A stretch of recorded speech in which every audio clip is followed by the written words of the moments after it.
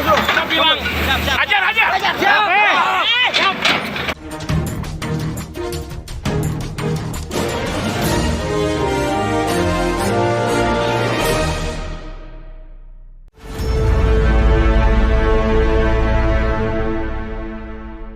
Halo, apa kabar Anda semua? Kembali berjumpa dengan saya, Herz Beno Arif dari Forum News Network. Saya kira sebagian besar dari Anda pasti sudah membaca itu berita tentang rumahnya Bung Rocky yang mau digusur. Gitu, Bung Rocky, rame banget beritanya gitu. Saya mencoba menahan diri karena seingat saya kita menyebutnya itu sih bukan rumah Rocky Gerung, itu rumah sejuta umat. Karena semua orang kalau lagi suntuk itu larinya ke sana, nongkrongnya di rumah Bung Rocky Gerung. Jadi saya percayalah bahwa yang akan marah itu kalau digusur bukan hanya Rocky Gerung, itu banyak juga sahabat-sahabat Rocky Gerung yang berbagai macam. Saya kira mulai dari emak-emak sampai bapak dan banyak orang lah yang akan merasa. Gimana itu ceritanya Bung Rocky? Ini FNN yang paling unik, harus bicara soal rumah. Karena kita suka bicara rumah kebangsaan, rumah negara. Oke. Karena banyak wartawan dan teman-teman nanya, saya terangkan aja ini sebut aja breaking news di FNN. Ya, ya. Jadi saya dapat somasi dari Sentul City dan udah dijawab sebetulnya sejak sebulan lalu oleh Haris Asrar dari Lokataru itu. Nah sebetulnya soalnya sederhana bahwa Sentul City menuduh saya dan mengancam untuk meninggalkan tempat itu dalam waktu 7 hari itu seminggu itu. Dan saya menganggap bahwa ini prank apa-apa itu. Saya anggap itu prank. Karena dia bilang bahwa itu punya dia, Sentul City punya tuh. Lalu saya pikir ini orang gila apa? Jadi saya tinggal di situ dari 2009, tiba-tiba dia datang dan dia sebut saya menyerobot itu kan. Padahal saya bikin pagar itu, saya bikin pagar untuk menandakan bahwa itu hak saya. Kan itu namanya dalam hukum, saya menguasai secara fisik tanah itu. Kan itu saya pagari itu. Lain kalau saya pagari tanah orang, ini saya pagari tanah yang saya beli. Itu tanah sederhana yang dulu itu garapan, lalu nggak ada pohon di situ, lalu saya tanam pohon di situ, dalam 10 tahun jadi hutan kan, lalu mungkin dianggap itu udah tumbuh, jadi saya punya hak untuk tukar tambah karbon di situ tuh. Tapi lebih dari itu yang mengherankan adalah bahkan surat somasinya disisipin di pagar rumah saya kan dia bisa datang itu ngobrol ini bisa apa. Jadi sebetulnya kalau soal hukum itu ada di Haris Asrar. Jadi itu legal saya beli dan suratnya tanda terima kwitansi bukti bahwa itu nggak ada sengketa sejak 15 tahun lalu dan orang yang punya itu dari tahun 60 di situ. Tiba-tiba ada intruder namanya Sentul City. Kan itu kurang ajar kan. Tapi saya anggap kurang ajaran itu sebagai pelajaran aja buat kita bahwa banyak kasus seperti saya itu di mana perusahaan besar klaim padahal dia nggak pernah menempati lahan itu tuh. Kan dalam prinsip hukum tanah itu, kalau orang menempati lahan itu dan dia urus itu memang hak itu timbul dari cara kita merawat tanah, kan itu dasar hukumnya kan. Jadi kalau dia klaim tiba-tiba dia punya hak yang lebih tinggi, saya anggap itu dia main sama BPN itu menipu kita tuh kan. Jadi soal itu sebetulnya. Jadi sekali lagi itu memang rumah tempat kita diskusi, aktivis mahasiswa ke situ, BEM ke situ, aktivis lingkungan, pecinta alam, aktivis HAM segala macam, bahkan pejabat-pejabat politik tinggi ke situ. Ya itu rumah belajar sebetulnya kan. Itu saya taruh buku di situ, buku segala macam pengetahuan soal teknik, matematik, sosial, filosofi. Dan mungkin 10.000 buku di situ. Semua orang bisa datang ke situ, baca di situ, belajar, diskusi. Tapi memang saya jadwalkan karena terlalu padat jadwal saya, maka saya cicil orang berkunjung di situ. Nah, mungkin Sentul City ingin berkunjung, tapi dia berkunjung dengan cara somasi. Nah, itu namanya dungu kan. Oke, tapi yang katanya sudah mulai mereka melakukan penggusuran di sekitar Anda, di tetangga Anda. Sudah dilakukan itu oleh Sentul City? Udah dari seminggu lalu itu mungkin udah sampai hari ini mungkin udah 10 rumah digusur dan itu di bawah itu satu lembah sebetulnya yang diklaim oleh Sentul City dan itu ada perkampungan yang dari tahun 63 ada yang udah tinggal di situ mungkin ada 120 kakak jadi kalau digusur mungkin ada 500 orang tergusur di situ. Jadi ini teknik dari perusahaan besar yang modalnya besar untuk mengancam mulai digusur dulu yang di atas nanti makin lama ke bawah.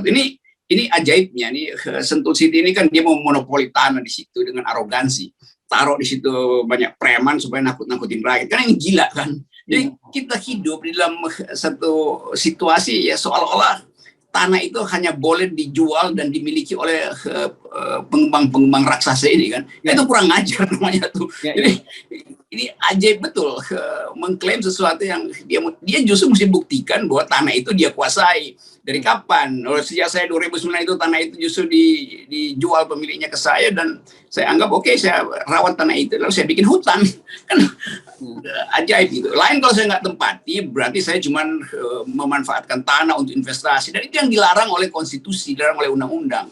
Punya tanah banyak tapi ditelantarkan itu dan nggak dirawat, sementara banyak orang yang nggak punya tanah itu soalnya. Ini yang menarik kan, kita sering membicarakan kesewenang-wenangan semacam ini, dan akhirnya itu Anda mengalaminya sendiri. Bagaimana itu perasaan Anda akhirnya menghadapi realitas yang selama ini sering kita bicarakan? Ya, saya anggap bahwa yang lebih gila dari yang saya alami itu juga banyak betul di seluruh Indonesia tuh.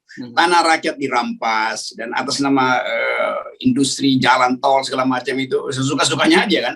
Jadi satu paket yang memperlihatkan bahwa ketimpangan penguasaan tanah di Indonesia luar biasa, dan udah punya tanah segede-gede begitu dan masih mau rampas hak rakyat itu untuk sekedar punya lahan kecil kan.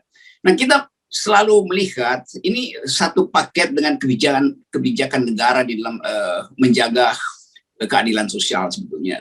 Dan permainan-permainan hukum semacam ini kita kenal dari awal, bahwa kalau Anda punya uang, Anda bisa bujuk satu pejabat di BPN apa lembaga apa untuk seolah-olah memundurkan surat atau langsung dapat sertifikat tanpa ada kunjungan atau pembicaraan dengan pemilik lahan. Kan ini gila kan. Jadi saya bisa klaim aja tanah separuh Pulau Jawa itu dengan sogokan. Lalu saya nggak pernah tahu tanahnya di mana tuh kan. Jadi ini soalnya. Jadi politik pertanahan kita itu yang sebabnya kenapa kita dorong terus supaya yang namanya revolusi agraria atau pembaruan agraria itu dimaksudkan untuk mendistribusikan tanah secara sosial, bukan sekedar bagi-bagi sertifikat seperti yang dilakukan Presiden Jokowi kan tuh. Salah itu kan. Buat tanah itu tidak boleh dimiliki oleh negara, bahkan negara nggak boleh punya tanah. Tanah itu adalah punya rakyat. Mana ada negara punya tanah? Itu dalam sistem hukum agraria dasar, filosofinya adalah tanah itu adalah siapa yang mengurus itu yang memilikinya. Dan poin itu yang sebetulnya lalai di dalam hukum pertanahan kita atau dalam banyak konflik agraria itu yang terjadi. Nah kan Anda tadi nyebut biasanya mereka menggunakan teror-teror, menggunakan preman dan sebagainya. Apakah sebelum ini Anda melihat, mungkin bukan Anda tapi sekitar Anda juga warga sekitar sudah diteror oleh pengembang ini? Ya, itu banyak video yang bisa dilihat bagaimana rakyat itu diteror dan diusir. Ada kemarin saya lihat itu bahkan kandang sapinya itu masih ada di situ digusur. Sapi salah apa di situ kan? Jadi nggak ada semacam etik itu. Seandainya pun itu konflik kan tetap mesti minta izin tuh. Paling nggak ada RT segala macam. Dan rakyat ketakutan. Di sekitar saya itu gugup semua orang tuh merasa bahwa habis harapan dia. Padahal ini adalah lahan yang diolah oleh penduduk dan memanfaatkan hal yang sebetulnya jadi kebutuhan strategis, yaitu kepemilikan tanah itu intinya kan di situ tuh. Nah sekarang bulldozer itu setiap hari itu bunyinya aja udah brang. Nah, itu semacam teror pada penduduk tuh. Ya pasti juga saya terteror, tapi saya anggap aja ini kedunguan kapitalis yang sebetulnya disponsori juga oleh negara itu melalui percaloan politik. Kira-kira gitu. Intinya sih begitu saya lihat. Saya pernah, dan saya kira bukan hanya saya, kita pernah membacakan kasus Sentul City ini kan pernah bermasalah dengan hukum ya, bahkan sampai menyeret Bupati Bogor yang dulu Rahmat Yassin ya, sampai dibawa-bawa ke pengadilan. Itu kan berkaitan juga dengan masalah perizinan juga kan. Jadi artinya memang buat mereka itu sudah biasa berurusan dengan masalah-masalah hukum semacam ini. Iya, yang terakhir tuh kasus Sentul City nggak melarang orang penghuninya itu untuk punya akses pada air bersih itu, karena itu mesti beli air dari korporasi. Itu gila kan. Air itu hak asasi manusia, nggak boleh diatur-atur secara privat itu. Tapi kemudian Sentul City kalah di dalam di pengadilan. Yang dimenangkan adalah warga, sehingga warga berhak untuk memperoleh air melalui fasilitas negara, itu bukan oleh fasilitas perusahaan properti. Kan ajaib, dia mau monopoli air dulu itu bukan sekedar arogansi, tapi nggak paham itu bahwa air itu adalah hak setiap orang, bukan harus dia beli dari korporasi. Itu kerakusan para pengusaha. Ya, itu soalnya. Nah, dia ambil air gratis dari gunung terus dia jual, itu kan sinting.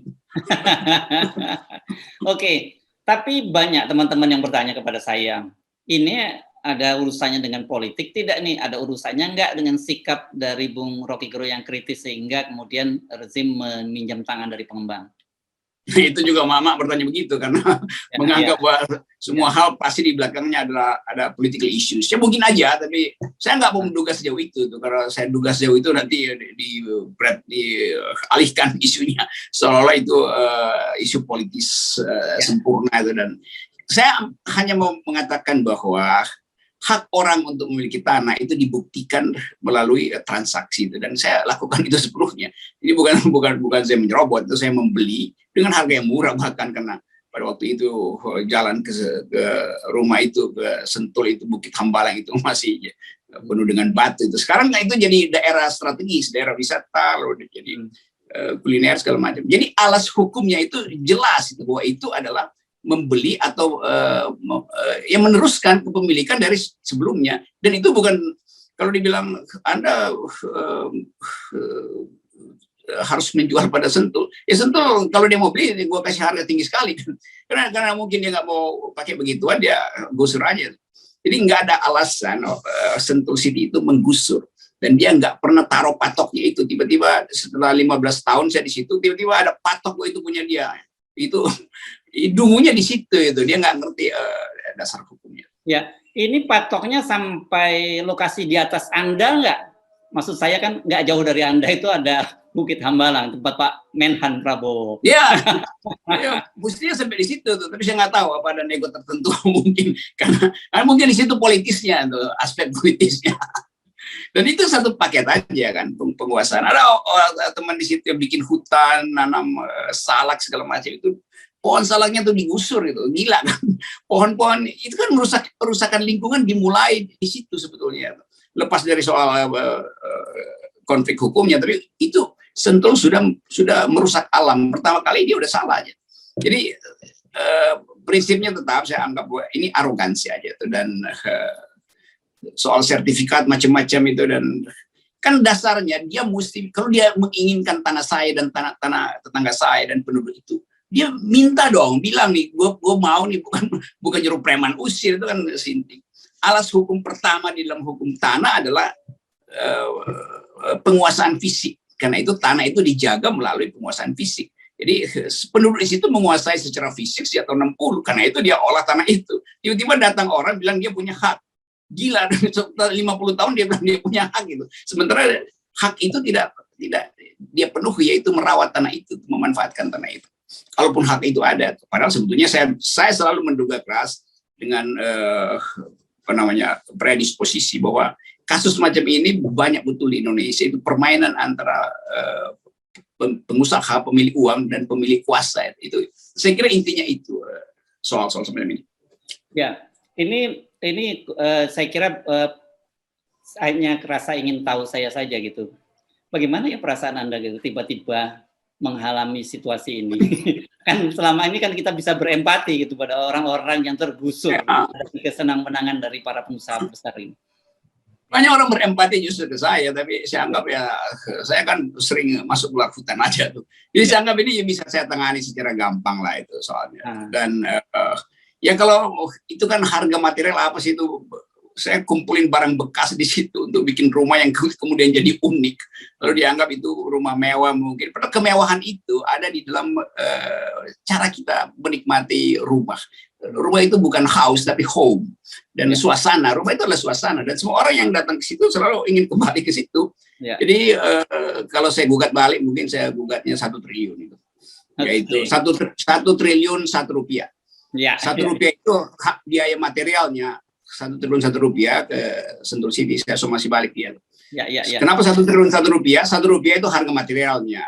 Ya. Harga imaterialnya itu yang 1 triliun. Ya. Karena di situ ada banyak memori, ada banyak percakapan intelektual, ada banyak kenangan.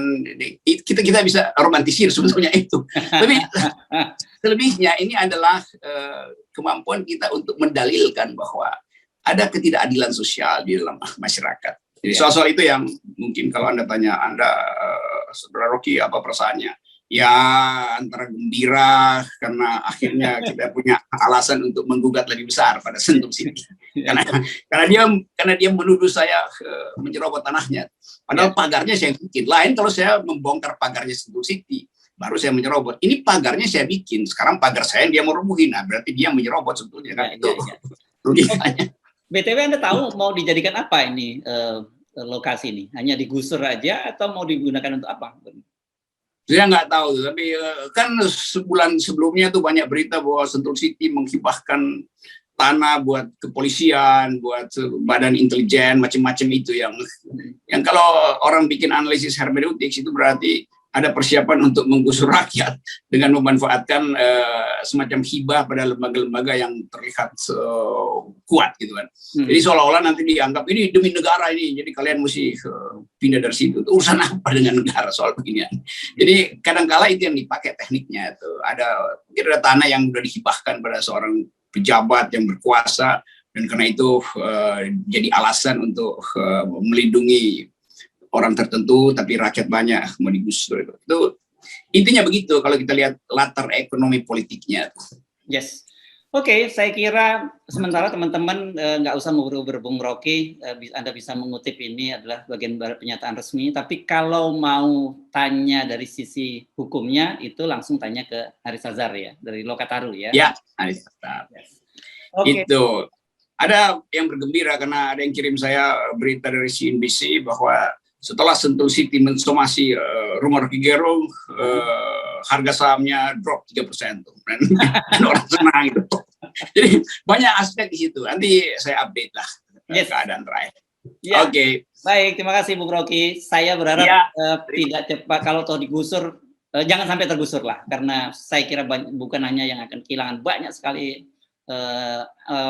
orang-orang yang kehilangan, bahkan anak-anak kecil ya. Saya tahu banyak anak-anak kecil yang juga main di situ dan baca-baca kecil. Ya, saya yakin nggak akan tergusur. Bahkan sebaliknya, saya akan gusur Sentul City itu. Dan Oke. Gitu. Oke. Terima kasih. Mantap. Iya. Yo.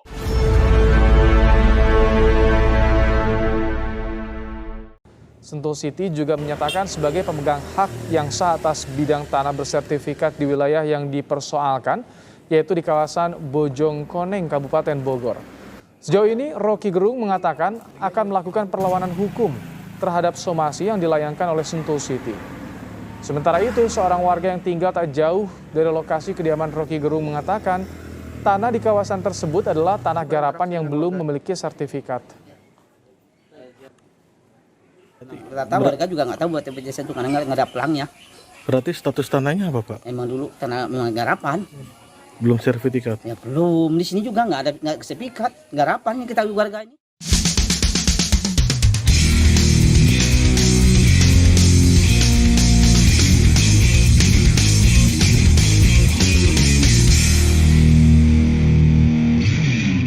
Jadi cerita sebenarnya begini.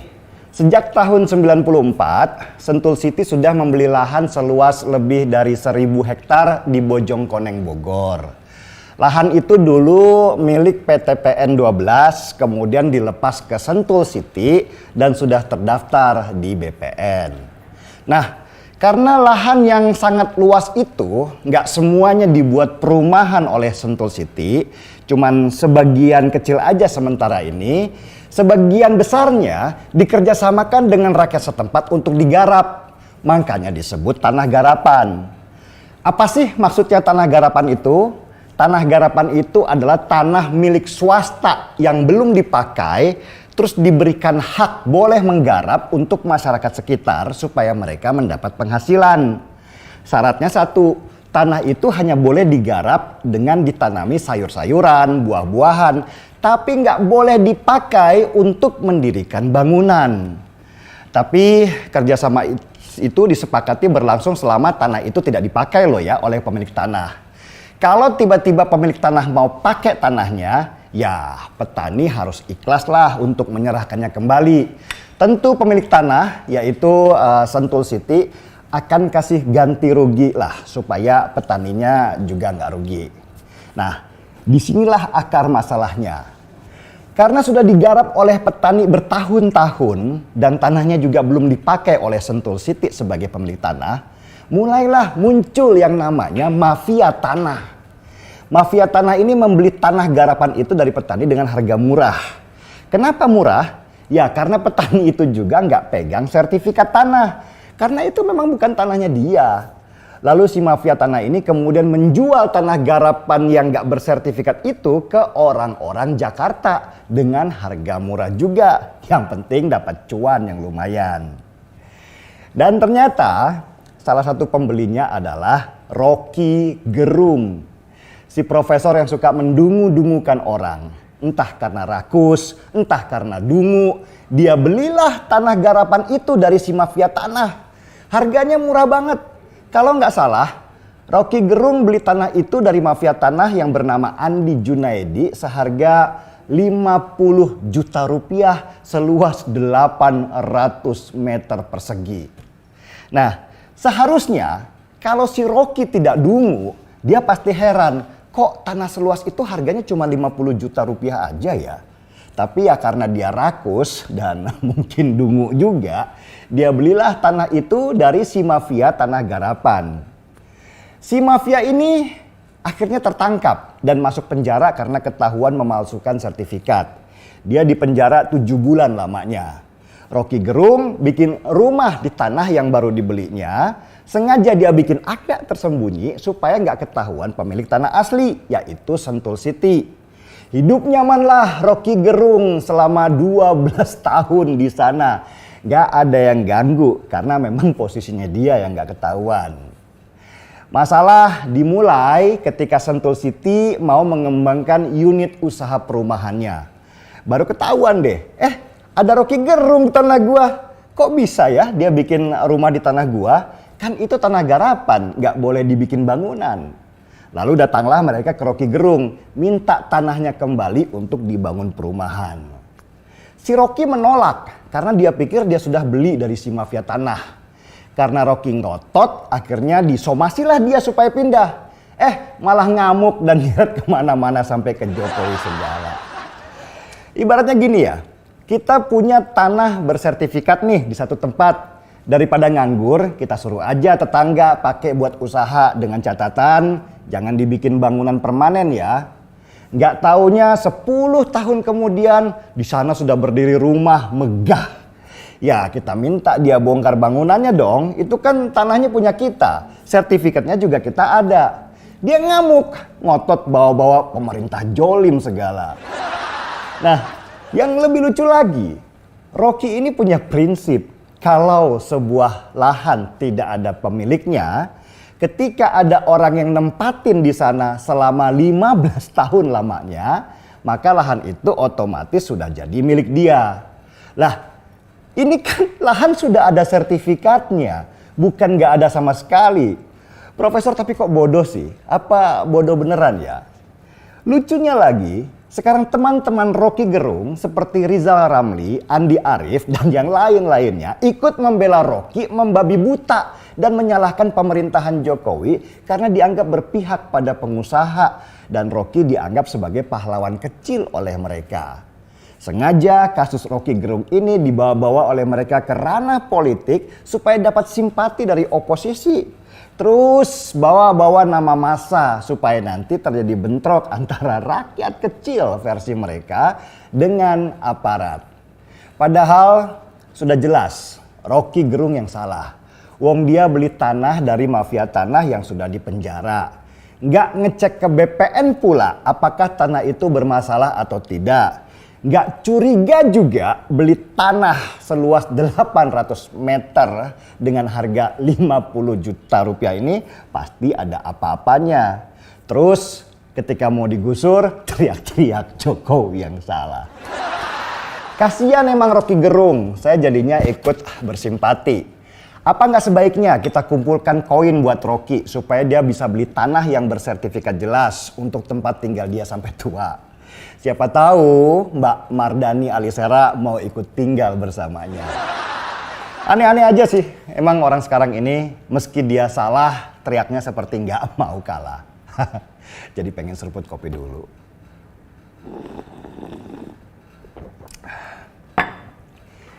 Gaspol.